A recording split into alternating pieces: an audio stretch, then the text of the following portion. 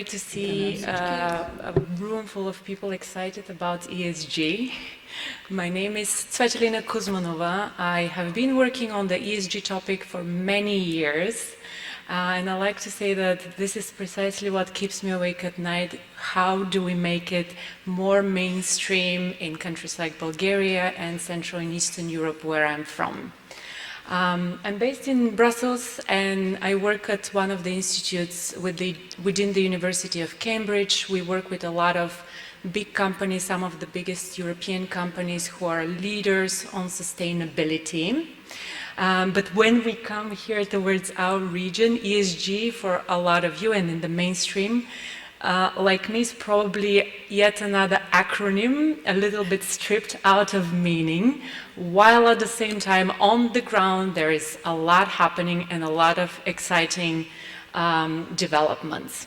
So today in our panel, at a very critical moment in time where the US is taking aim at everything ESG. There is almost a witch hunt for green investments, I dare say. Europe is also facing a lot of opposition on the ESG front, taking a step back, while in Asia people are spearing ahead, pushing through, I dare say very much inspired by Europe with the ESG and the green investments.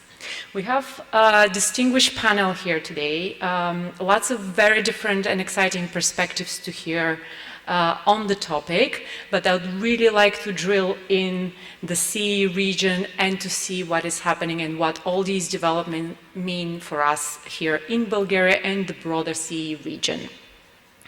I'll be introducing every panelist as we proceed with the discussion, but maybe let's start with the bigger picture, with the geopolitical angle, with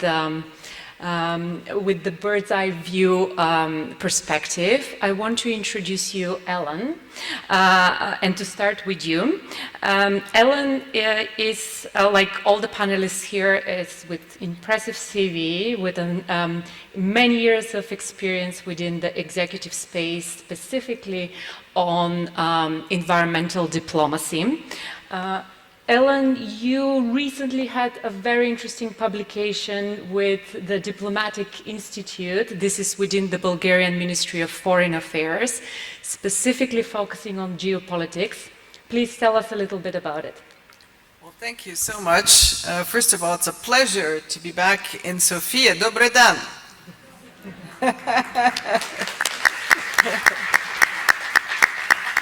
I want to thank dear Monica Stanisheva and Sergei Stanishev for the kind invitation and all the wonderful people that surround me every time and take such good care of me when I come here. And thank you also to the translators.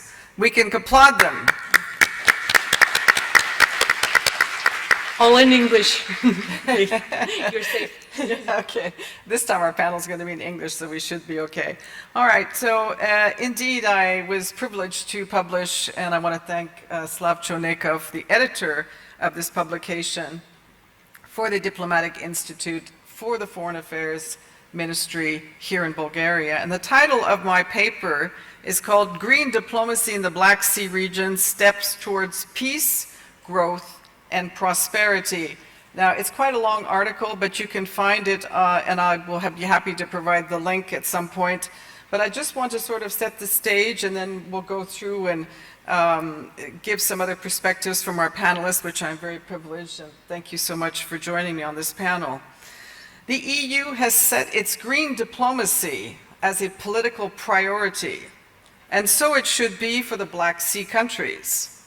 It is defined, and I quote, as accelerating a global, just, and inclusive green transition by the EU Concilium on March 18, 2024, which includes a multilateral approach with partner countries. On this premise, the current analysis of this paper will deal exclusively with policy issues of the countries of the Black Sea region and one of the largest riparian countries in the Black Sea, Turkey. Which I've also written a paper on, by the way, which will be published soon, on green diplomacy as a strategic component of its soft power approach to build bridges. All the panels were talking about, we have to work together, we can't do this alone, we certainly can't do it in isolation, this transition. And we will also look at green diplomacy typologies, and there's 4 that I'll hopefully have time just to briefly touch on during this panel. Environmental protection, green energy, rare earth, everybody's talking about rare earth, nuclear energy, and then finally the blue economy. Now, of course, I won't touch anything on the financial aspects. We've largely touched that on the previous panels. But I want to talk about green energy diplomacy itself. Now, clean or low carbon energy is key, as we know, to our political, economic, and social security and stability. I want to underline that. With all that's going wrong in our neighborhood here, with 2 or 3, 4 wars going on, you can imagine that it's really the linchpin, or as we say in French, la clé de voûte of green diplomacy to accelerate a global, just, and inclusive, and I insist on inclusive, and that's the ESG part, right, of ensuring a reliable, clean alternative solution to fossil fuels. Now, a common effort and a multilateral approach is needed to ensure, as we've seen with this war in Ukraine, to ensure security of supply, prosperity, and competitiveness. Together, the Black Sea countries need to upgrade their infrastructure, as we've heard, modernize their electrical grids, and this is going to be a problem. We even had some blackouts, as you saw, in Spain, for example, and on the southern French border, and electricity interconnections and energy storage, which is key, is particularly for renewable energies, and while at the same time bringing affordable energy to the market and eliminating energy poverty. When I first came to Bulgaria in 2013, we were talking about energy poverty. The European Energy Union was another moment when I came to Bulgaria in 2015, which was led by Maroš Šefčovič, and was the precursor of this energy diplomacy. Now, as you probably noticed, there's some countries that were connected to the EU grid, Estonia, Latvia, and Lithuania, on February 9, 2025. And they were finally disconnected from the Russian grid and hooked up to the EU grid. But how long did it take? How long? Anybody? I guess? A decade? Not bad. 17 years. Okay? 17 years, and we heard some of the delays, and I was listening about the the cables, 140 a year per kilometer or something like that, so that's quite long. So another area of cooperation, of course, would be a gas hub, where the potential is huge. And I'll just end with this, and then we can move on to other subjects. But there is a huge opportunity in gas in the region, of course, as you know, with Turkey weighing in at 405 BCM, Romania 100 BCM, sorry, with their Neptune Deep, and Bulgaria that boasts 60 BCM with its Can Asparuh. Now, if you couple that with the ICGB interconnector, a real success story by Teodora Geragova, was co-financed by the European Union for the recovery program. So there's a lot of things I could talk about, but I think I'll just end here with on a positive note, if I may, with some good news out of Baku. The Turkish minister, the energy minister of Azerbaijan, the energy minister of Bulgaria, and the deputy minister of Georgia took their first steps, and this is geopolitics and green diplomacy in action, first step to a green electricity transmission and trade project. And this multilateral project will enable cross-border trade of electricity generated from renewable sources, modernizing transmission systems, and enhancing energy efficiency and security of supply. I think I'll stop there. That's a good part of my introduction. Is that okay? Very good introduction. Thank you very much for bringing in the geopolitical angle and connecting the dots between sustainability and also security and opportunity, which is something that usually is not front and center in the conversations here, but it's a very important aspect. And with that, I would like to throw us in the deep of the finance world with Borislav, who we just found out that before the panel, that we actually come from the same hometown from the Black Sea region, from Burgas.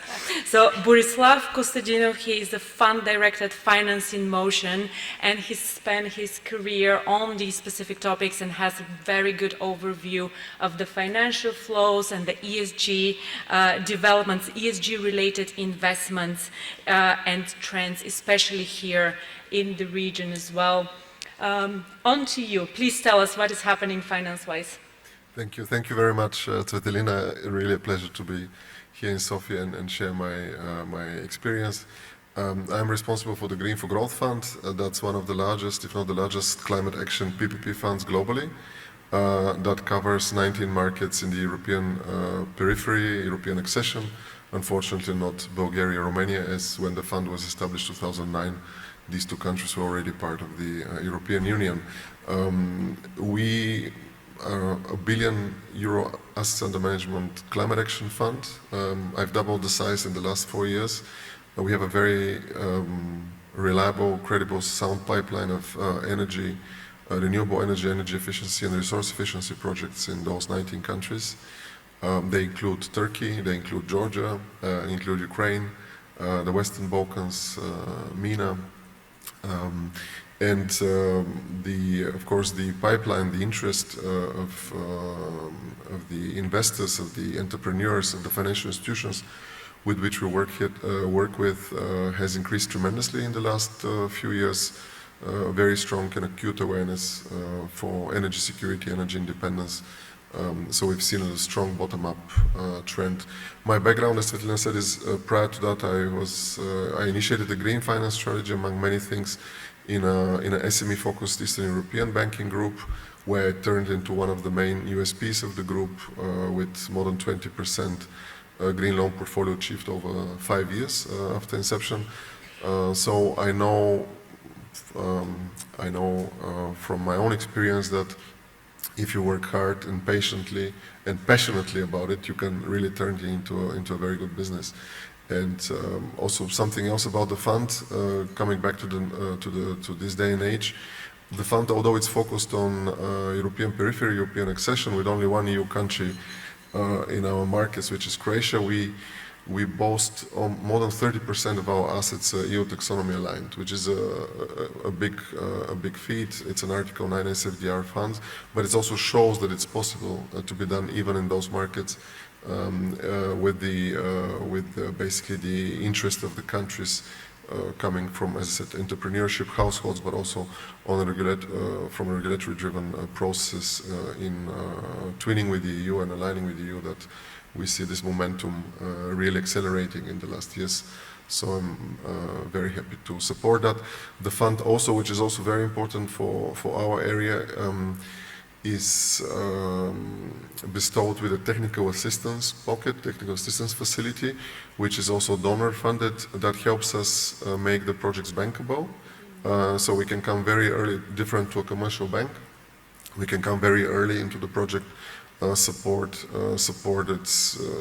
its development over a longer period. We can wait, and then of course help make the projects bankable. And about this I can also speak later. This is very interesting. Thank you for giving some hope to the audience and also to me here, because just for the regulatory lingo and the acronyms, Borislav mentioned SFDR fund, which is like a specific green fund. It's like a regulatory angle, but when I talk to the regulators, financial regulators here in Bulgaria, they often tell me Bulgarians don't really want to do this, so we don't necessarily have here in Bulgaria, because they don't see the benefits and they don't see the reason to go for the extra compliance to do the hard work and don't see the benefits. So I'll be keen to also continue that conversation around what are the opportunities that these kind of labels or additional layer of effort also means for the region. I would like to also move from finance a little bit to the to the boardrooms and to the corporate boardrooms. And I want to introduce you Claudia. Claudia Markuson, she's the managing partner of Zero Emissions Fund. She also happens to be a lecturer at the National University of Singapore, but also a C-level advisor. So she sits in some of the boardrooms and she has the ear of some of the top-level management who makes those decisions. Please tell us, what are the predispositions? What do you hear on the ground? Thank you so much, and mnogo благодаря za poklonjata. So next year, hopefully, I can follow a little bit better in Bulgarian, so I will do my best, because Sofia is now my home city for the last 3 years. But yeah, indeed, I'm blessed to have seen quite a bit as university lecturer, and also having the chance to work with a lot of multinational companies, with a board there, with C-level executives, but also with scale-ups and startups over the last 20 years. And indeed, it changed quite a bit. The mind shifted, but also it went a little bit from risk compliance to value creation. And one of the things, for instance, I saw and also took away, obviously, also from Asia, is that chief risk officers or chief sustainability officers, let's say, they were first a part of risk. They were first a little bit of maybe marketing, maybe going out, doing a little bit of, I would call it maybe, if you remember the movies, fairy dust. So there was a little bit of extra, let's say, to do marketing with sustainability, with ESG, but it was not really embedded into their corporate strategy. Now, one of the things I saw changing over the last couple of years, actually, and not so much over 10 years, but maybe the last 5 years, is that it moved from, let's say, marketing, risk, check compliance boxes, so just from reporting, more into the minds of the CFO. So you see nowadays also chief sustainability officers being more attached to the CFO side and to actually look into opportunities. So not only what are the risks actually, but what are the opportunities. And making that a strategy of your business is super valuable. So there are tons of examples obviously out there. Maybe one of them to mention, or two of them. So one less from my own experience, but it's a nice example, is Ørsted. It's a Danish company. It's the biggest wind shore farm basically provider. They started as a fossil fuel company, and they started that having 85% of their revenues coming from fossil fuels and 15% from renewables. Now what happened was they wanted to do in the north of Germany, Mecklenburg-Vorpommern, a place maybe most people might not know, they wanted to build a coal-fired power plant. Now, there were a lot of resistance in 2008. It was shortly before the Paris Agreement, 2009, and it was actually a time where there was so much resistance where they had to think about, okay, what do we do now? And it didn't really came from the ground. So their strategy, and that's a bold move, I have to say, was also to say, you know what, we're shifting 85 to 1585, so just the opposite. And they are now purely, or predominantly 85% in renewable energy and only 15%. Now you saw similar movements with, let's say, the coal energy plants in Germany. And also there, for instance, there were subsidiaries spinning off where renewables were predominantly put forward, right? So this way is really a way to completely look into your business models and to see how can you actually go forward and not lose out. Because at the end of the day also, and that's in Asia the same, money makes the world go round, and in Asia predominantly people look a little bit more at the bang for the buck, let's say, and therefore also they would look into how does it harm me if I don't do anything? Carbon taxes go up, the carbon budgets, they decrease, right? Your competitors will outperform you. So there's a lot actually to gain to look into how can I do things slightly different. And one other example to mention shortly is when I worked at Standard Chartered Bank, so large UK bank, most people might not know it here because 2/3 of the revenues are made in Asia. But there we really had a bold move to say, we want to become the most sustainable bank of the world. Now, again, that's very bold, of course, and there are a lot of banks trying to do the same, but integrating that into every single thing what you're doing, if it's now sustainable finance, going off from investing coal, fossil fuel productions, trying to do transition financing, helping your clients also in their different kind of supply chains along the way. So integrating also into the employee level, like the engagement. I mean, we were doing like going to the coral reefs in Singapore to plant new ones, right? I mean, all these kind of little things you can do actually as a company to embed that more into not only your products, your strategy, but also ingrain it into the employees. Excellent. I'll be keen to continue the conversation on the mindset shift and the ecosystem shift that actually contribute to that kind of thinking. But I have to say I was very excited that you started with risk, probably the only one that can say that. Risks in banks, because for our region specifically, my observation is that risk is a very key driving motivation, especially now with the conversation for the accession into the Eurozone and the ESG related supervisory aspects for banks, but opportunity is a much stronger driver. And thank you very much for sharing this. And this is precisely what I'd like to hear in our panel today. What are the actual opportunities and benefits for doing this? Maybe I'll continue then with Anelia. Anelia Stefanova, she works for a very interesting organization called CE Bank Watch, where she has an exceptional expertise, I dare say, on the European funds, the European budget, and some of the financial flows specifically for our region, including Bulgaria. And as you know, this is also a very strong motivation, the European funds, for also bringing in the additional private capital. So, Anelia, I'm very keen to hear, what do you see from your work, from the EU budget, what do you see is happening in our region? Good afternoon, добър ден. I would continue in English just to be more clear to the rest of the panelists.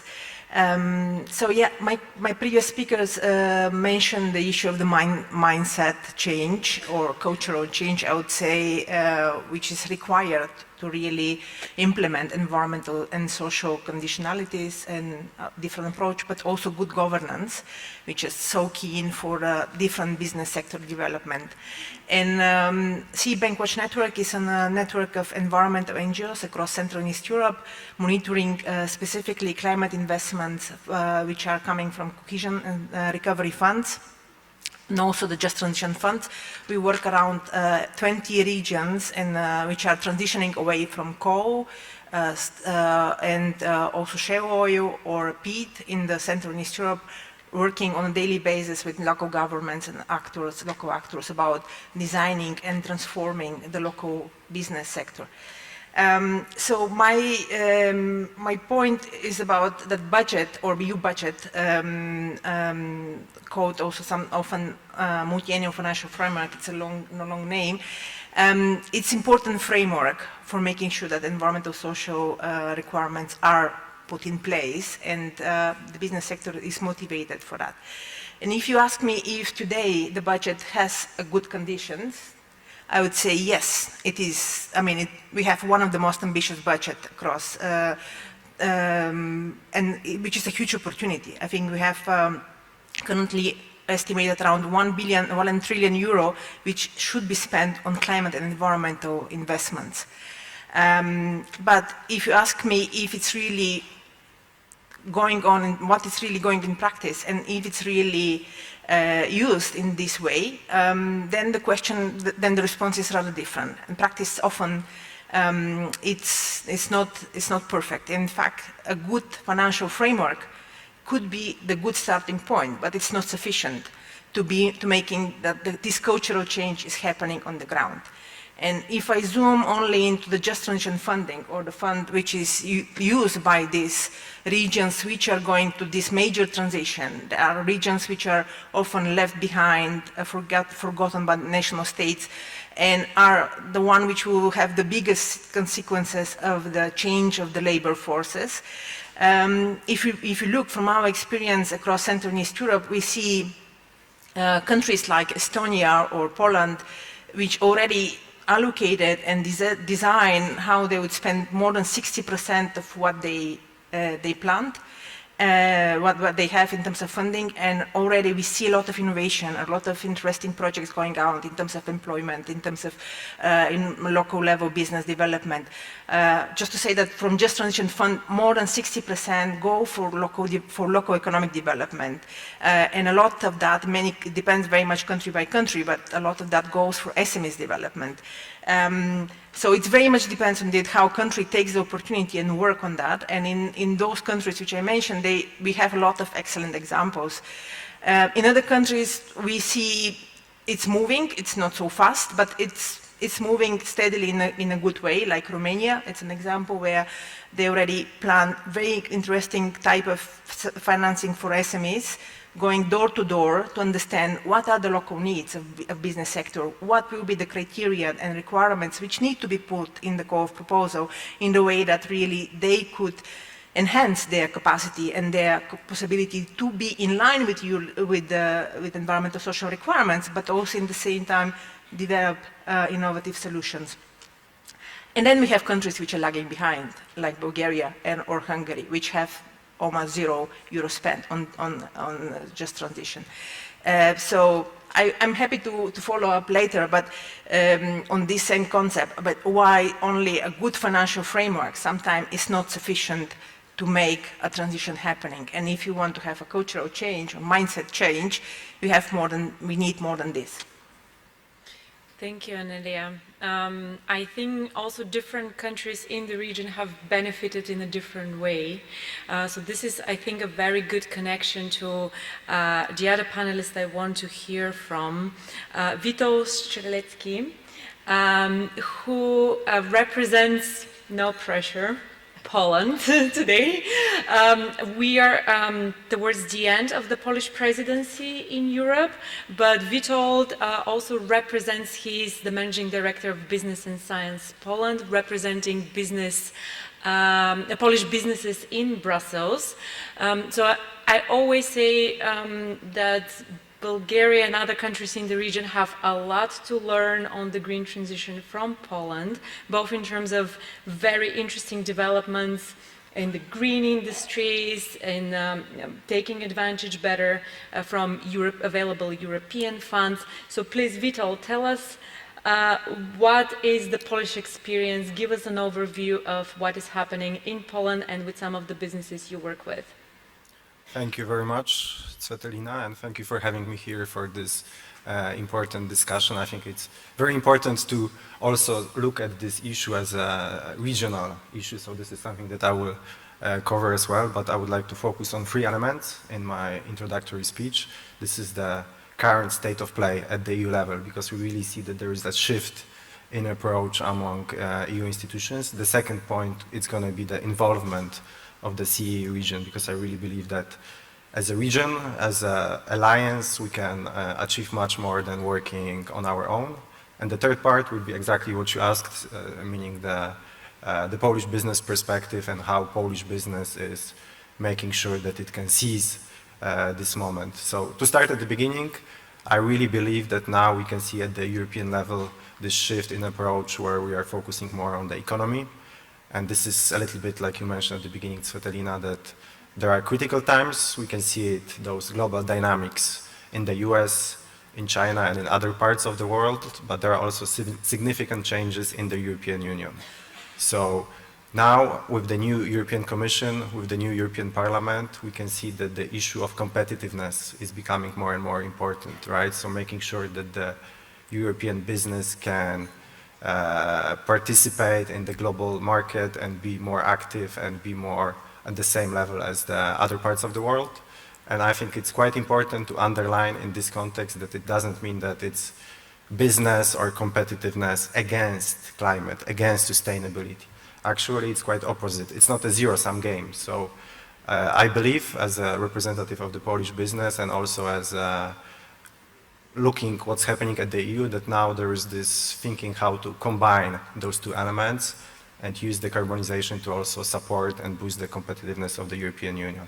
And we see those changes, right? So new Commission, new parliament, a lot of new upcoming legislative proposals from the Commission, whether it's the competitiveness compass, the clean industrial deal, the whole simplification agenda that is also driving this new trend, how to a little bit unlock the untapped potential of European companies and make them more competitive. And of course, also the Polish presidency, which is almost over, but I think that over the last 5 months and a couple of weeks, Poland did great when it comes to underlining this importance of, under the theme of Security Europe, making sure that this competitiveness will be higher on the agenda and it's going to be the name of the game. So this is the first point. The second point is really this involvement of the CEE region. And here, I think there is still a lot to do. As you probably know, when Mario Draghi was preparing his report, which is kind of like a foundation for all of those now policies that we see at the EU level, he decided to contact, I think, around 240 entities from Europe to discuss what are the challenges, what are the needs. And you can imagine, I mean, for me it was shocking that when it comes to entities from the CEE region, the number of entities that he contacted was 0, right? He didn't discuss any of those challenges with representatives of our region, which then makes us think how the proposals can take into account the needs of the regional business if they are not in discussion. So I like to say that there is this American saying that if you are not at the table, you are probably on the menu, which means that really if European companies, I mean if companies from Poland, if companies from Bulgaria, if companies from Czechia, Slovakia, you name it, are not part of those discussions on the direction of the European Union, how can we expect that the proposal will take into account our needs? So this is something that we, as Business and Science Poland, are working day in, day out to make sure that this voice is heard. So here I would like to go to the third point, so the last one, and showing that really that Business and Science Poland is very active, representing the largest Polish companies in discussions with EU institutions. And the message that we have is quite clear. It's saying that the Polish business is ready to take part in those decarbonization processes. It's ready to take part in this work on meeting climate targets, addressing climate challenges. But in order to do so, we really need that those policies will take into account our needs and our starting points and the circumstances in countries like Poland. So this is the messages that we are hammering home. There are a few of those that we keep using and conveying and hammering in all discussions, whether it's with the Commission, with the Parliament, with other institutions. And among them, there's like technology neutrality. So I think it's agreed that it's important for the whole region. Financial support, also in the context of the upcoming EU budget. Support for high emission regions. Support for high energy intensive sectors like mining, like steel production, which is also very important. And in particular, in Poland, this industry is very strong, but it needs some more support. Also, the issue of simplification that I mentioned. So we really drive this message over and over again that we are ready, but there are some rules that have to be modified or maybe streamlined in order to, again, use the potential of those companies to the fullest. And last but not least, dialogue with industry. So this is something that we also always say in discussions, that in order to make sure that those solutions that are coming out from the EU institutions are tailor-made and can really address the challenges that the industry has, it has to be in those discussions. You cannot come up with something without discussing it, because then we had a couple of examples where we can see that those solutions are not realistic at all. So that would be in a nutshell. I'm happy to continue those discussions, but maybe in a second. Thank you, Witold. And I hope this message lands very well, especially here in Bulgaria, that businesses and the Bulgarian businesses have to also be involved in the decisions that are happening at European level. And with Poland, it's not only because of the Polish presidency, but organizations like Business and Science Poland and some individual Polish businesses through various fora have been more active, let's say, than our region here in those conversations with policymakers and in Brussels. So this is a very important part of the puzzle to make sure that everything that is happening in Europe is also very reflective of the reality here on the ground in Bulgaria as well. So with that, last but not least, I'm probably most excited about Denimir. Denimir can give us some of the most practical examples of what all of this means for a single company. Denimir Dimitrov is a founder and a CEO of Zero Wave, one very exciting cutting-edge type of business and company. So I'm curious to hear from you, Denimir, about what all this means for a business, for an innovative company that strives to be part of this conversation and to benefit from these developments as well. Thank you. Hi, I'm Denimir. Let's just first say what Claudia mentioned about the Chief Sustainability Officer, that it's equal as a just CFO nowadays. I'm super happy about it because 10 years ago when I started, like we said on LinkedIn, our sustainability journey, there was no such position in the companies, even in the US, which is a pioneer in the ESG sector. This is just an intro about myself and how we can implement the ESG strategy in the business. Let's say that here in Zero Wave, which I'm the CEO, it's the foundation of our strategy. It's not something that we implemented in the later stage, but how we started this. 10 years ago, I lived in France, and when I came back here in Bulgaria, I was kind of really not happy about the situation, about the climate, about the waste management here, because it wasn't on the level that I was expected. So what I did back then was to start educating people here in Bulgaria. Before that, I managed to go through several accelerators and different programs that taught me about the ESG, sustainability, climate change, and all this abbreviation that currently it's super famous and modern nowadays, but back then, 10 years ago, it was just nothing. So when we started this, we started to educate people about the problem, raising awareness on the topic, that not only the businesses, but also the government and we as the end customers and end consumers, we need to think about this in our day-to-day life. So it's not a test, but if I can ask you a question to raise a hand, do you know what is a circular business model? Can you raise a hand if somebody knows it? It's not a test.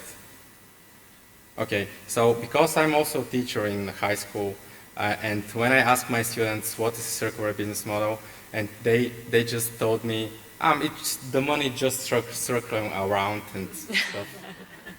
So, like we said in Bulgaria, въртят се едни пари.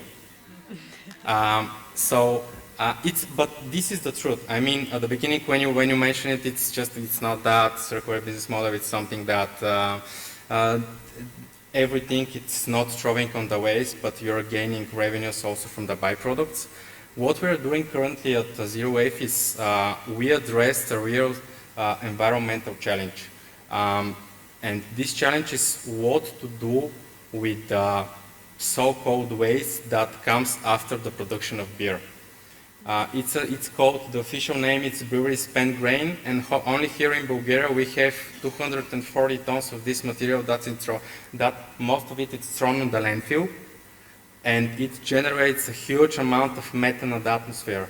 Methane is a gas which is 28 times more dangerous than the carbon dioxide. I make a comparison with the carbon dioxide because it's super famous, the carbon dioxide, and most people can relate to it.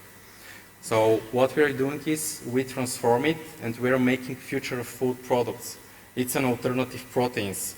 It's still alternative because it's not from meat production, so we all still call it the alternative proteins. But we did not start it by making alternative proteins. When we started 6 years ago, the company, I mean the Zero Wave, we started by making a biodegradable tableware. Because in 2018, the EU Commission started this program to ban 6 of the most famous single-use plastics in the whole EU. And we wanted to challenge this topic. I mean to present something which is not compostable, because there is also a problem with the compostable products. And most of the people are not aware of that, because when you use some compostable products, you have to put it in the compost just to make things that it will compost, not just throwing on the landfill or here on the floor and it will disappear in a second, you know. So we started by making a biodegradable tableware for single use that they can be decomposing in 3 months. So we built that, but realized that meanwhile, because there was a huge process, I mean, there was no that kind of technology in the world that are making that kind of products, but from byproducts, from the agricultural waste. So we had to build it on ourselves, I mean, the technology. It was really difficult because here in the CE region 6 years ago, that kind of technology are not existent, not only in the CE region, but in the whole world. We were kind of the pioneers and we built that kind of technology because it was really important to tell the people to understand the problem about how we can live simple life with less things and how to generate less waste in our day-to-day life. So we create snacks, I mean crackers, vegan crackers out of this material, because we realized that this material is really with high value nutritional compositions. I mean protein, high in protein, fibers, amino acids, minerals, and other stuff. So we built vegan crackers out of this, but they realized that we need to do more. I mean, in terms of, if we want to transform more of this so-called waste, we need to make this a B2B strictly business model and to make flour, I mean the alternative proteins that most of the companies can use it. I mean, for example, if you mention Nestle, they can use it in their production lines, you know, to make their protein bars, pasta, dairy products, and so on and so on. So it can be used everywhere in their day-to-day production. So what I want to say that kind of products that we are technically just the brewery spent grain. I mean the byproduct that comes after the production of beer. But in every field we have waste that can be reverted and that can be transformed into something new. So I really hope to continue discussion in that perspective. So I will just stop here. Thank you.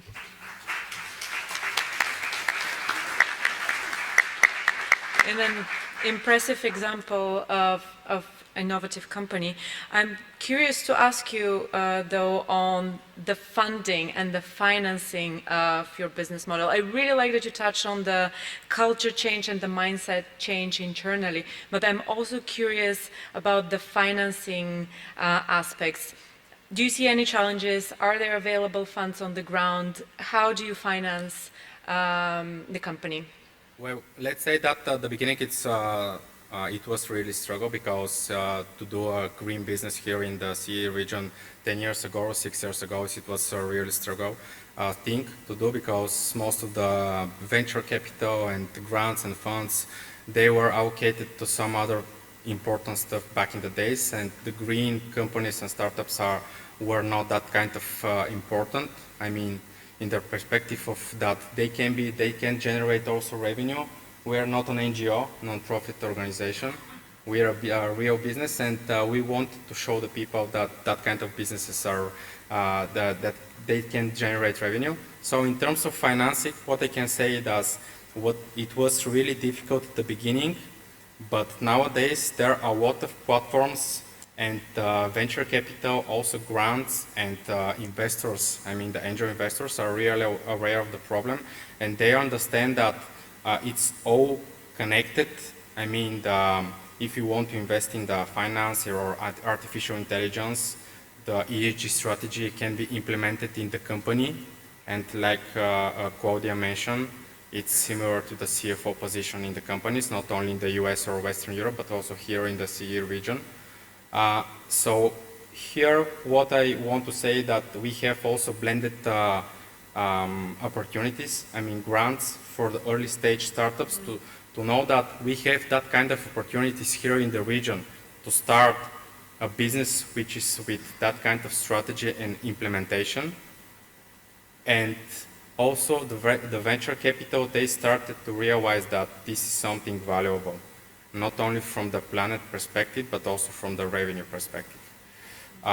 So during this 10 years period of time, I can say that we have a huge progress on this. Thank you. With this, maybe to go to Claudia or to Borislav to continue the conversation about the levers of how we can enable such companies to scale up, and also the investments, what are some of the levers for these kind of companies to scale up? Because my wishful thinking is that ultimately at some point all finance should be green finance. It shouldn't be isolated companies and isolated cases, but all of the investments and all of our economy and different sectors should be greening ultimately. So I don't know who wants to start, maybe on the finance side, and then to Claudia. Okay, thank you. Glad to share some experience here. Basically, our fund that is funded by the European Commission, the German government, KfW, EIB, which are our initiators, but also EBRD, IFC, OEB, the Austrian Development Bank, and the FMO, plus private investors, and that's important for your previous question on the labeling for our region. That is the fund is a collaborative platform to achieve a climate mitigation objective through the investments of the fund. Something that we've pioneered and we've initiated as we work also with financial institutions is a so-called deep greening program.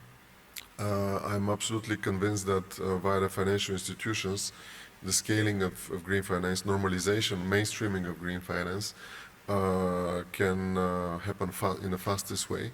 And for this you need, of course, the interest from the clients, the borrowers of the banks, which we have already. I mentioned about the acute awareness of energy security, energy independence, and energy efficiency of businesses who also see this as an opportunity for them to adapt to a changing landscape. We heard yesterday about the importance of adaptability of us human beings, and entrepreneurs are the first to do that, so they see the need. The question is on the financial side, where you have a bank that is able to respond to that in a very convincing manner and convinced manner, and do it out of conviction and not due to regulation. Unfortunately, in Europe, we've seen regulators come. I mean, we're fortunate to see that, but I would have loved to see the financial sector come first and then the regulators coming. I think here many banks respond due to regulatory changes rather than from intrinsic motivations. Those that have done so are already reaping the benefits of a good portfolio, good business case, attraction of talent, which remains very important for the financial sector. And the way basically to do that, to answer your question, is basically to change the bank from inside, from itself, to make the bank greener. And you only do this with people. Banking finances people's business. No matter what automation or efficiency measures you do, it's ultimately about people who have to understand the business, and they have to change their ways as bankers. And for this, our fund, for instance, has a so-called deep greening program, which basically addresses holistically all types of greening of a bank, and we address it from the risk side, from product development, from communication strategy on the top level, product development, from environmental social assessment of risk, of the underlying risk, of integration of climate risk into the risk assessment of each individual borrower. And we also make so that it's basically led by the top.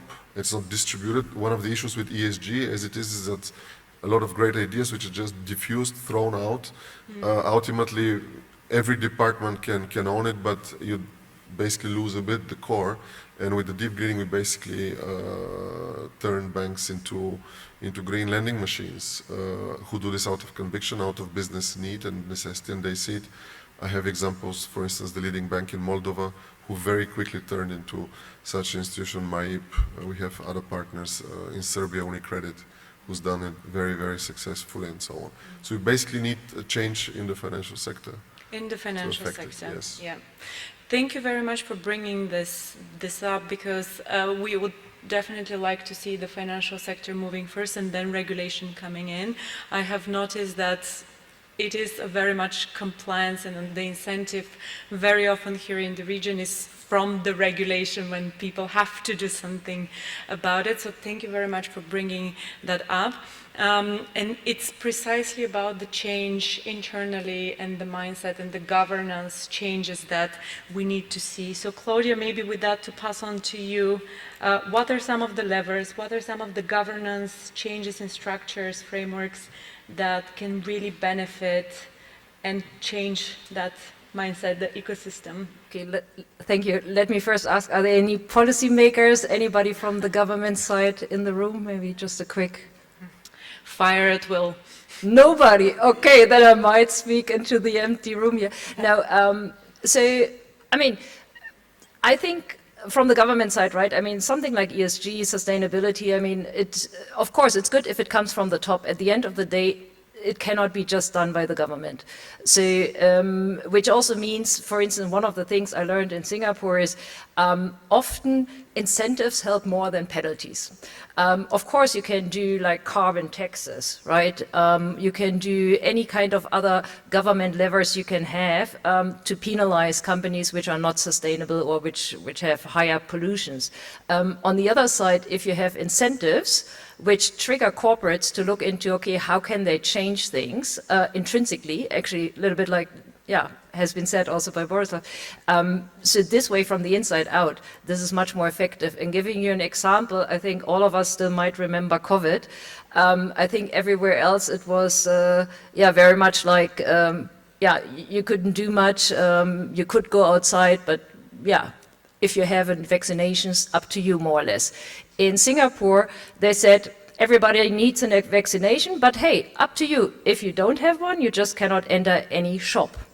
So it just worked the opposite around in a way. So they tried to incentivize by, yeah, you can choose, but you just have less options. So, and often, like for instance, in Singapore, you have a lot of grant schemes. Now, I'm not fully aware of all the grant schemes available, what Denimir mentioned in Bulgaria, but there are a lot is done to make things easier for startups, to have corporates actually also leveraging the help of startups, to have actually a kind of, let's say, a 50-50 model where grants are given to corporates to make use of consultancies, to make use of startups which are in their niche, which they need. Also Skills Future, that's a very interesting scheme done in Singapore, which also the universities make use of.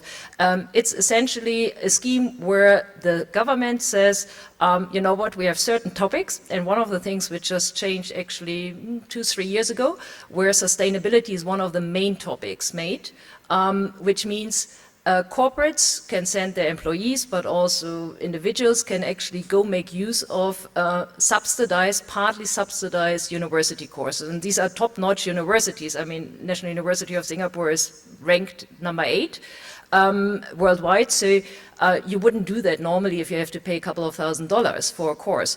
But the government incentivizes actually people to make use of what's out there and to educate themselves and to learn what's out there in the world, what is new, how can we apply that. So there are kind of different, I would say, levers from the government side to have the whole ecosystem actually complete, because just purely with, yeah, penalties and carbon taxes, which again, also that one started with $5, it's now at $25, projected to be $60 in Singapore in a few years.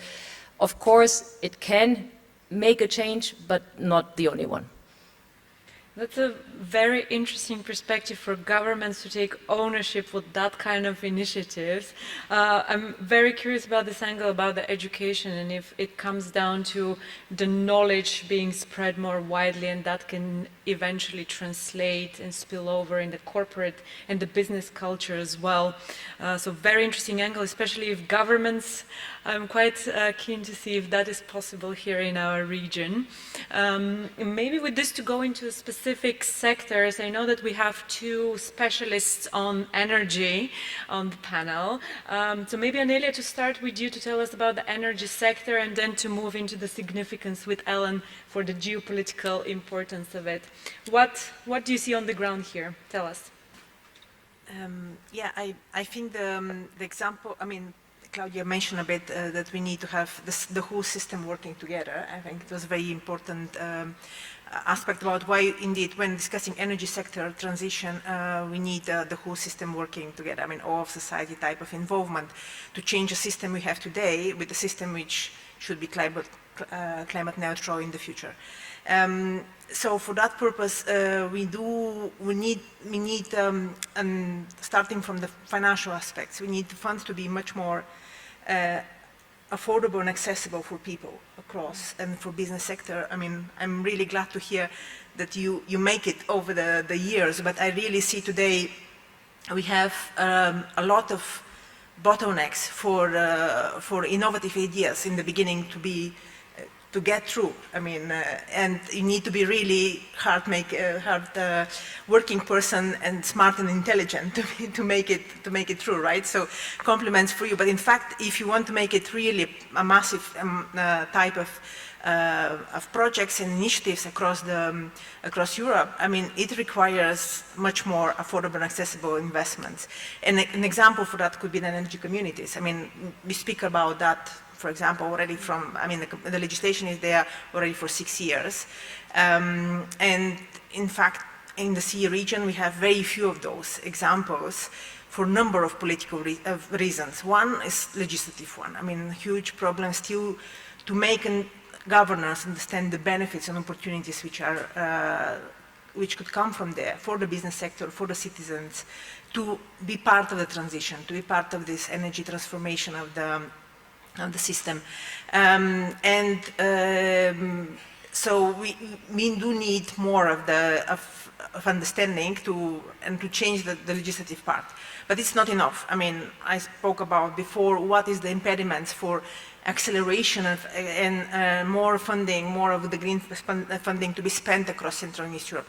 A lot lies into the capacity and knowledge at local level, because often the transition need to happen at local level, need to be in every city, in every village, and people need to feel that they could be part of that. I mean, this is the reason why also we see so much of unhappiness today about the green transition and about the Green Deal, because people are afraid what would this bring, and in the situation we see so many of the crises booming around us, obviously it is getting more and more challenging to believe that the change could happen and bring something positive. So we need more capacity at local level. Many places across Central and East Europe, cities have really barely any environmental specialist or any energy specialist to be there and to make an assessment. What are the needs? What are the opportunities there? And how we could design solutions. So this is what is the next one. I mean, we need more of inclusive processes, where the business sector, I think Sveti mentioned it before, where the business sector, where the citizens, where the local authorities, science, universities could sit together and think about the solutions. Because solutions are there. I mean, we have some innovation, which we sometimes don't need to invent the hot water everywhere. We could learn and we could compare. But this need to be really tailor-made and made for the type of understanding and knowledge and circumstances we have in every single city and region. So we need more of these processes, and often this is part of the cultural change we need today.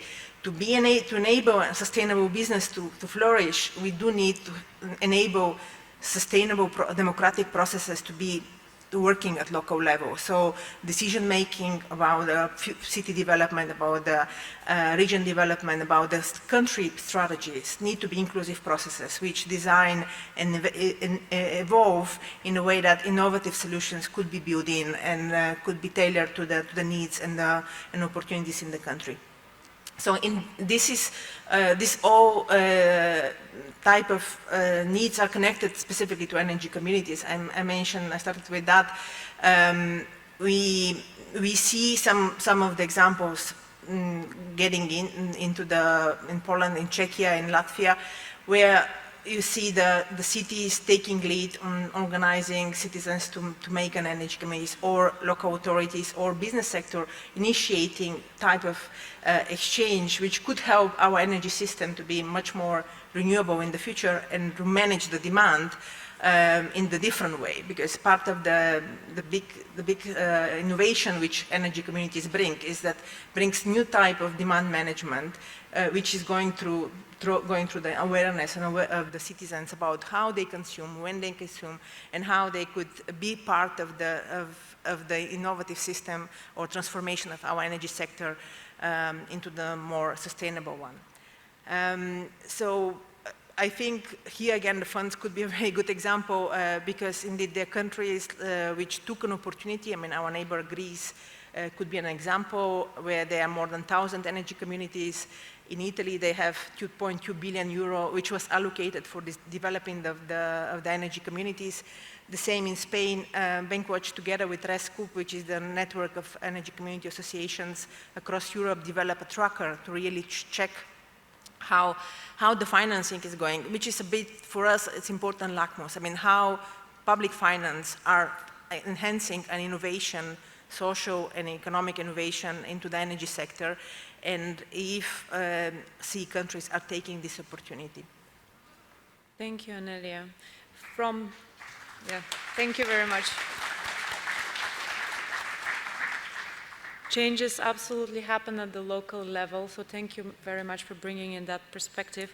And with that, I want to zoom out a little bit towards the strategic angle and what it means for the region, especially from a vulnerability and resilience point of view. We all know, both to climate change, our region is one of the most vulnerable, but also the Black Sea region we have seen with the war in Ukraine is vulnerable on many different other geopolitically related aspects. So Ellen, on to you. But also very rich, I might add. And thank you for some of the points that you've all made, very important points, because the key to this transition, the key to ESG is what? Is decarbonization.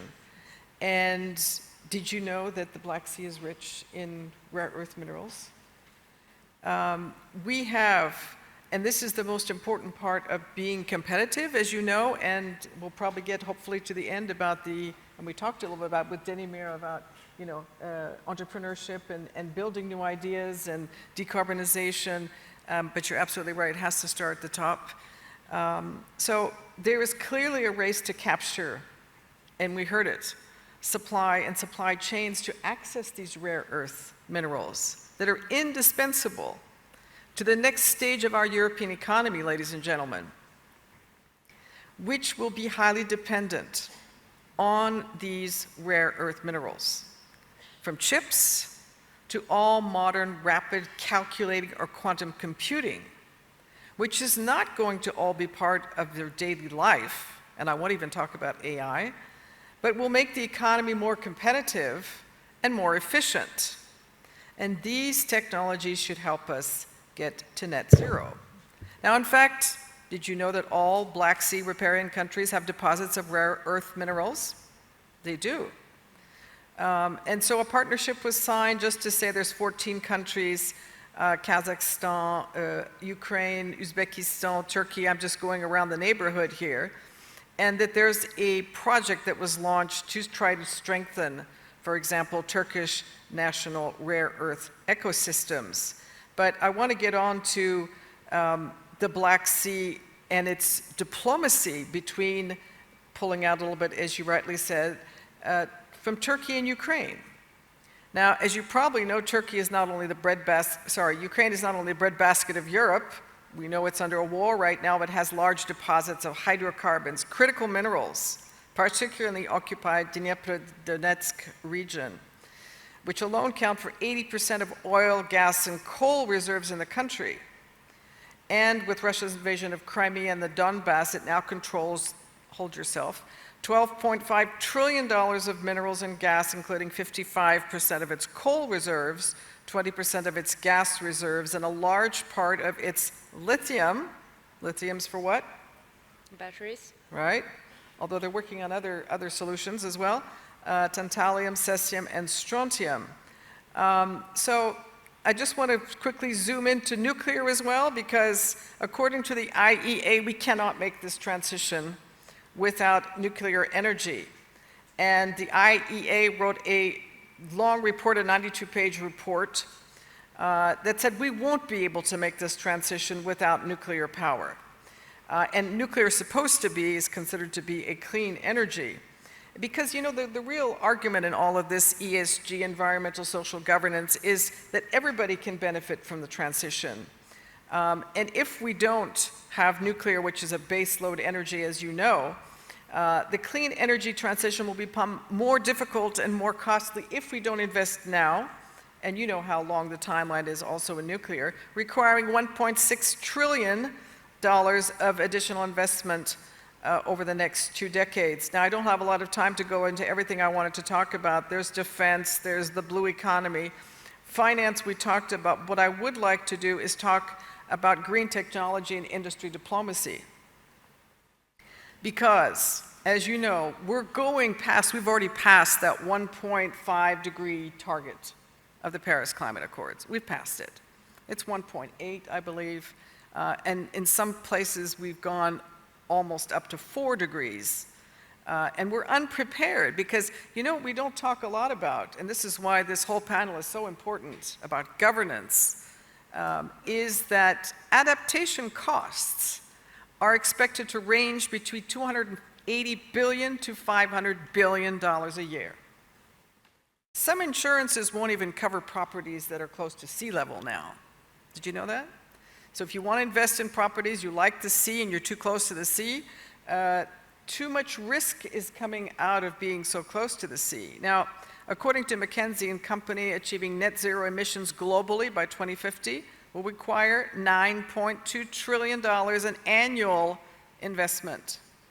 And a significant portion of this cost, of course, will go to decarbonization, as we talked about, and energy-heavy manufacturing. You know, we don't want to stop the economy. This is the challenge. How do you keep the economies going, the industries going, if you don't have those base load energies? And decarbonizing, for example, I mean, you know, Denis came and spoke to my class in Montpellier. And you know, I do a course, in fact, would you like to stand up? Christian, please stand up. This is my Bulgarian student that came to France. Don't sit down yet. You had a super idea. Can you tell us a little bit about your idea very briefly? Okay, so he came with a really great idea. And I just want to say, we need ideas. We need Denis, we need Christian to come and give new ideas. Entrepreneurs, you know, I was so pleased with his idea, and he'll tell you about it in a minute. But what I want to say is we need to work towards everybody can. Denis can, Christian can, you can. Because we all have to work together, and we have to be in this ecosystem. Because, you know, it's going to take a group of us to do this. So I just want to finish up with some comments of what the President of the European Commission said when she talked at the European Industry Summit in Antwerp in February 26, 2025 of this year. In her statement, she said that we need to work on this together and we need to mobilize the funds because it focuses on 6 main chapters. You know what? We need to close that innovation gap. This is the thing. This is why I'm talking about these very important subjects. We need affordable energy. Remember, I told you I came to Bulgaria in 2013. We were talking about energy poverty. Well, we need affordable energy, okay? We need to boost demand for clean products like Denis is creating. We need to have a clean transition and financing, what was talked about in 2 previous panels. Circularity. Think circular. When you're going to come up with a new idea, maybe we could have Christian maybe talk about his idea. Yeah, can we do that? And then, of course, acting on a scale and, of course, make these partnerships, which we've done and we should do, and I just touched on it very briefly, in the Black Sea. Environmental social governance is the green key to success. Everything people do should be measured. It impacts, as Claudia said, outputs and the cost on the environment and how it affects the economy. Its resilience, and this is the key word, as well as how it attracts investments and what it has to do that is relevant to our citizens' prosperity, health. Nobody's talked about health. Because you know what Arnold Schwarzenegger says? He's not talking about climate change anymore. You know what he's talking about? He's talking about pollution. He said people will relate better to the one word pollution because, okay, there's science, yes, there's science, but people don't understand what it is and how it's going to affect our health, our well-being. You know, if you have employees and you have a company, if they're sick, they can't support you or they can't support the economy. So security, stability, solidarity is really key here. And I would just like to say that this innovation gap is why Europe is growing slowly or not at all. And we need young people like Denimir, like Christian, to bring up new ideas. And I'll say one word, and thank you for mentioning education. Education is key. You know, I founded a school in south of France. You know what I'm going to do? I'm going to train a new generation of sustainable leaders in sustainable leadership and diplomacy. Because I feel, after teaching in business schools since 2011, we're not teaching our young people, really are giving them the tools that they need to take the next step, to take our economy forward. So research and development is key. If your economy or your country is not investing at least in 4% of GDP, you can't make that change. You can't invent that next industry. You can't get those next investments. Okay, so research and development is absolutely key, and of course education. We need, like these young men here, we need an entrepreneurial mindset. We need people to transform knowledge into competencies. That was my project in Algeria in 2014 and 15. Transform knowledge into competencies and be able to create the next big thing. Because this is the golden key that underpins the success of all the former. And to build a sustainable national green diplomacy policy. Thank you. Thank you, Ellen.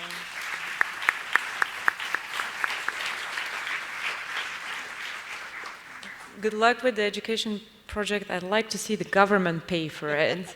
Yeah, Maybe we go. very briefly to hear from Presian. Yeah, We are running out of time a little bit, but I also want to hear a little bit from the Polish industry after that, because we have some great examples there as well. Please introduce yourself. Okay, hello. My name is Presian Jovchev. I'm a 22 years old student, and this is my wonderful teacher in Montpellier Business School. I have one project which turned out, based on the expertise of my teacher, that it's a really good project. So I will really briefly express it, 1 minute maybe or 2 minutes. So we basically, together with my group mate, she was from Spain, we combined two problems, one Spain problem. Could you tell them what the challenge was that I asked you? What was the challenge? Remember we had those 6 challenges, and which challenge did you pick? Do you remember? There were 6 challenges, regional challenges, just to set the stage, yeah, right? And you were doing, just like Denimir is doing, you're working on something with waste, on the right? water, on the clean water. And waste as well. You combine the two. Yeah. Go ahead. So basically we combined two problems, one in Spain and one in Bulgaria. In Bulgaria, as most of the Bulgarians know, we don't drink tap water because the system is really, really old and no one prefers to drink dirty water. So that's why we combined this Bulgarian problem together with the Spanish problem with producing wine. After the wine production, there is a lot of waste, which is called pomace. And this pomace in Spain nowadays is burned. So basically it's waste for one time for the grape and one time for the nature, because it is burned and CO2 emissions are produced. So that's why we found out that this pomace, if it's combined with some chemical products, it can be an antioxidant and filter the water. So basically, we can bring this pomace to Bulgaria, produce filter, and use it for for example, for hospitals to filter the water, or even for a bottle on the cap. Yeah. So yeah, this is a really brief. Yeah, all hotels, for example, restaurants. Yeah, But tell us about the seasonality. Remember, I also asked you to Yeah, build in some seasonality. She made it even more difficult by pushing us to introduce a seasonal flavor into these filters. So, for example, as we're now in the summer, maybe the grape flavor will be suitable. So if you want to drink more water and you don't want to drink just water but with some taste, you can put this filter. And yeah. Thanks very much. Thank you. Thank you.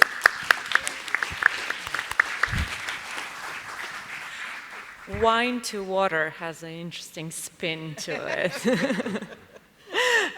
Thank you very much. Interesting ideas with the wine, with the beer. I also really want to focus the attention a little bit on industry, because now in Brussels, a lot of the conversations are around industrialization and around not so much green, but more clean tech. And Poland has some very interesting examples. Witold, you work with some very interesting companies. Please give us some examples, and what was the driving force behind some of these developments in Poland?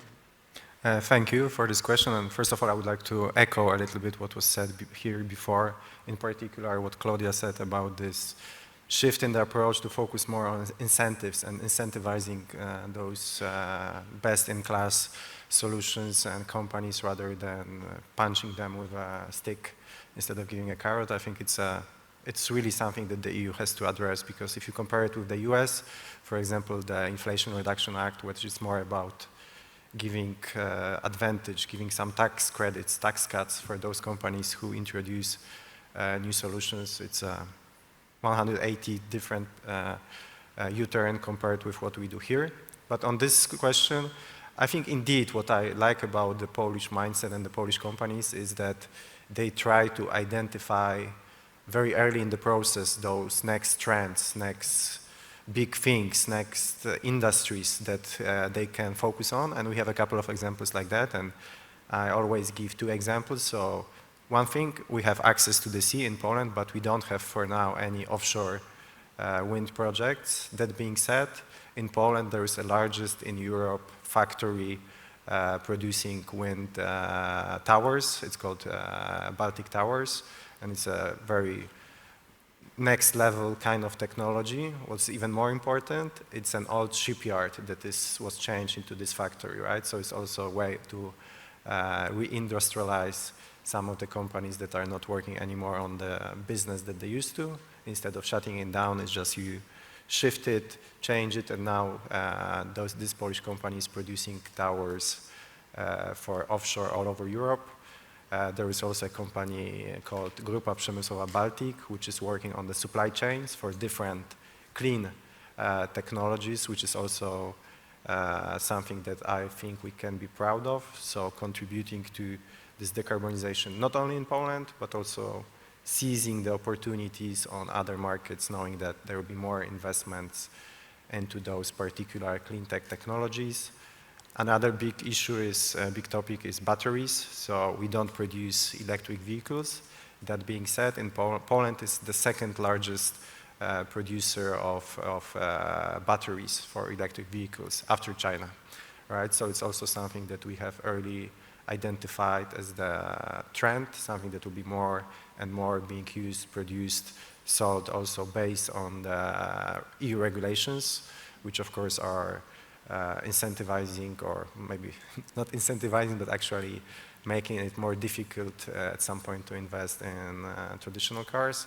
So there's another big thing that is coming up. And one thing I agree with Alan is, and we also see it in Poland, it's nuclear energy, right? So for now we don't have, I'm not happy about this, that Poland is one of, I think, not that many countries in the region that we don't have nuclear energy.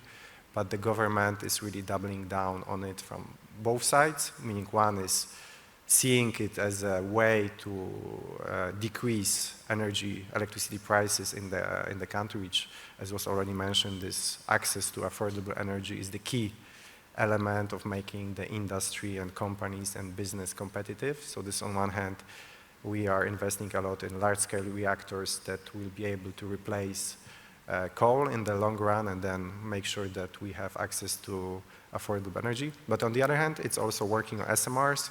So there are a lot of companies that see the potential of those small modular reactors as something that they can put next to their facilities, use it also only for their industrial needs, like fertilizers production. So definitely there are a lot of examples of how countries like Poland can really contribute to the decarbonization, but also see it as a kind of business opportunity and even sell those technologies all over Europe. Thank you very much. An excellent example of how these developments are not policy or politically driven, but they're business opportunity also driven. And when it comes to the whole competitiveness conversation, this is an excellent example in different industries that can be competitive both in Europe but internationally as well.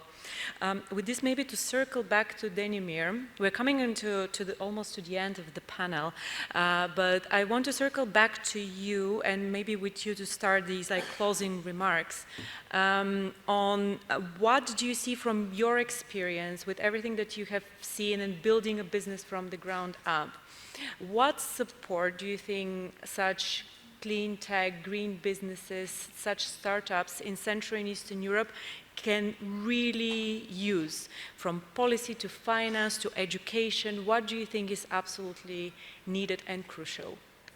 Well, what I can say for sure is that we need to shape our policy on a government level for sure, because we need, the structure is that the EU are making some policies, but they are implemented differently in every EU country. So for example, if we talk about the ban of the single-use plastics in 2019, and it's a directive that the EU started, and this means that when you make a directive, each country of the EU, they can implement on their own way that kind of ban of the single-use plastics, which is kind of okay, but it's also not okay, because we had 2-year transition period of this ban of single-use plastics, and here in Bulgaria we decided not to do it. I mean, if you went to the local restaurant, they still using the straws. I mean, that was back in the years. I mean, when we started all these things. So first is the policy. I mean, stronger policy on a local level, but also we need to educate the investors that this is not something that it's just for me to generate revenue. It's also from the investors, and not just seeking KPIs that we need exit in 7 years, you know, but also that we need to make the circular food, in my case, food systems models, not some trendy thing, but business as usual. My goal is that in 10 years' time, that kind of thinking, I mean the circularity in the business model perspective, to be business as usual in the companies. And when the companies started to implement that kind of agenda, also the end consumers will start to realize that this is something, the new standard. So also to educate the investors, but also the important stuff is to educate the young people, because the young people are our next generations. And the funny thing is that the Gen Z, which are the new people that will start building the new future, they're seeking that kind of ESG strategies. When, for example, when they're applying in their jobs, one of their questions is, what is your ESG agenda or strategy for the next 10 years? This is super important. Even with me, when I'm interviewing a person to come in our company, they're asking so many questions. Do we have food waste? In our case, we don't have it. But they want that kind of stuff. Education, it's really important to educate the young people, not only the young people, but because this is a problem not only for us, the young people, they need to know how to tackle with the problem. Because we are the first generation that realized that climate change is something not some trendy, but it's as important as the finance, as the healthcare, and so on. So education is the third thing that we need to build. I'm happy that for the last 10 years, we with my company, and because I have also an NGO, we conducted so many workshops, not only here in Sofia, but we went to the different villages. And a funny fact is that in one village here in Bulgaria, I asked a question, a kid, I think it was in the 3rd grade, and we were talking about the waste management, energy efficiency, ESG strategy, and these fancy words that we are now speaking. And I asked questions, what do you do with your trash, with your waste? And he said, oh, it's easy, we're just throwing it in the river, you know? So we realized that we need an equal understanding on the problem. It's not only here in Sofia that we need to tackle with the challenges, but also in the villages, in the local communities. They need to understand that it's still a problem also for them. Yeah. Excellent. Excellent. Thank you. With this, maybe one last sentence by each of the rest of the panelists on what you would like the message to convey to businesses and policymakers in the region, in the CE region specifically. Yeah. I mean, first of all, we need a very ambitious next budget because this will be just in the discussion in the next few years. We need to repeat at least the framework we have today with amount of investments necessary for the green development. But we do need also a budget which is building in the infrastructure for the business sector to develop. And when I'm saying infrastructure, I think many of you might think about like roads and connections and so on. I mean, here I would like to, infrastructure for me mean in fact that we need to much more investments in the knowledge and into awareness raising for people to understand what the transition means and what are the benefits for them. Infrastructure means more capacity at different levels of governance to understand how to enable the environment for the business sector to develop and to grow. But also infrastructure means that we have a strong policy decisions or reforms which are necessary to make this framework for the business. So I hope indeed with the next budget we will be able to give right incentives for making a new type of infrastructure for the business, for sustainable business to grow and to be part of the solution for Europe to be climate neutral continent. Thank you. Borislav, your message. Въртят ли се парите? For me, it's very important to underline that I see, and also throughout my experience, that green finance is good business, good for business, for financial institutions. Entrepreneurs, households have already seen it and they felt it. I think the aspect of resilience is added, as Ellen mentioned already, very important, especially in this day and age. And a message from me more broadly, which I haven't had time to mention, is of course the importance of private institutional capital for our region to be deployed at scale and fast. The funds at Finance in Motion that we manage and advise, actually blended finance vehicles, we've had more than 30% private capital deployed in that region. It's extremely difficult, I have to say it also from experience, to convince private institutional investors to invest in CE, but there are ways, and we just have to, and policymakers have to support that. I hope we have banks and investors here and the message landed. Ellen, your message. We need leadership. All of you in this room can do something. You're all actors. Don't wait for somebody else to do it. It's your world, it's your problem. We need education. That's why I founded the Trocadero Forum Institute. We need sustainability to be at the heart of business. And don't let anybody tell you you can't make money and be sustainable. You can. Thank you.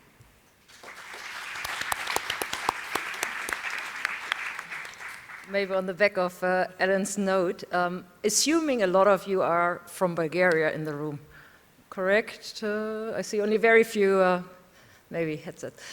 Anyway, so what I noticed here is the Bulgarian humbleness. Don't be too humble, be bold, go out, dare things, risk things, because usually things have a risk budget, so there is always risk and opportunity at the same side. And as Ellen also said, or I said earlier, follow the money, look for opportunities, look out for what makes your company or the government also better in the long run. Yep. So that's my Thank few you. things. Good. Vito, please. And my message to convey would be, as I mentioned at the beginning, that you cannot expect the change if you are not the part of this conversation, right? So the message for business in particular, from my side, would be really to be more active, be more vocal, express your needs, not only complain about what's not working and what's coming out from Brussels that you are not happy with, rather come up with solutions, get involved earlier in the process, tell how it should look like rather than just sit and wait what will come and you will have to comply with. So really I would encourage, and my main call would be to be more active, and then you can expect that those solutions will take into account your needs. Thank you. Thank you all very much. I will end on my message and what my takeaway from this discussion is. I have always been astonished and probably a little bit proud of the ingenuity within our region, both to bypass the rules sometimes and to really find a way to benefit and to really find the opportunities. I know that a lot of these discussions today are relatively nascent in our region, but it is happening. We see it is possible, and I have, after today, a lot of hope that we will see a lot more of this. So this is my message: go out and show a lot more of that ingenuity going forward as well. Thank you all very much.